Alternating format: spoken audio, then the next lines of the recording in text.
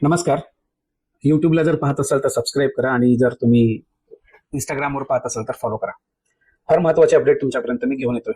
एक सामाजिक बांधिलकी म्हणून सांगतोय. नुकतीच एक सरपंचच्या संदर्भात घडलेली गोष्ट.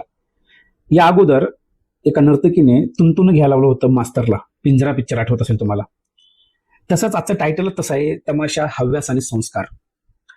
अहो, असं ऐकलं की हातामध्ये सोन्याच्या अंगठ्या, 2 लाखाचा फोन आणि सरपंचांना दिला म्हणे, पण त्याच्यामध्ये जे वाढलंय ते हव्यासाचा टोन. पण ही खूप लाजिनवारी गोष्ट आहे. लेकरांचा बाप मारून टाकला, सुख कुठं मिळणार? त्या नर्तकीनं तुंतुण्याच्या नादाला जीव देणारा आणि हा पण सरपंच, वारे वा, खरंच वेडा ठरला राहतो.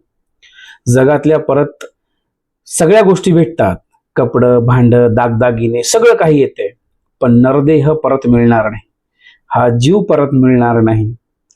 स्वतःचा जीव उधळून तिला नाचायला मोकळंच केलं की प्रेम करावं, पण इतकं नाही.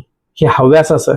आता तुम्ही ती 3-4 दिवसामध्ये जेल बाहेर येईल आणि तुमची लेकरं, बाळ, बायको रस्त्यावर आली की रे दादा, गेलेत की सगळेजण.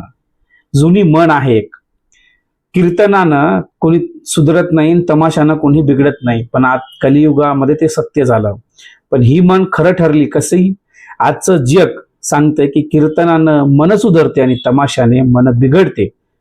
लहान लहान लेकरं जेव्हा तमाशामध्ये किंवा स्टेजवरती मोठ्या मोठ्या संख्येने तिथे थांबतात आणि डीजे लावलेला असतो, गाणे ऐकतात आणि त्याच्यावरती आपण पण नाचत असतो, तेव्हा समाजामध्ये काय संदेश द्यायचा असतो?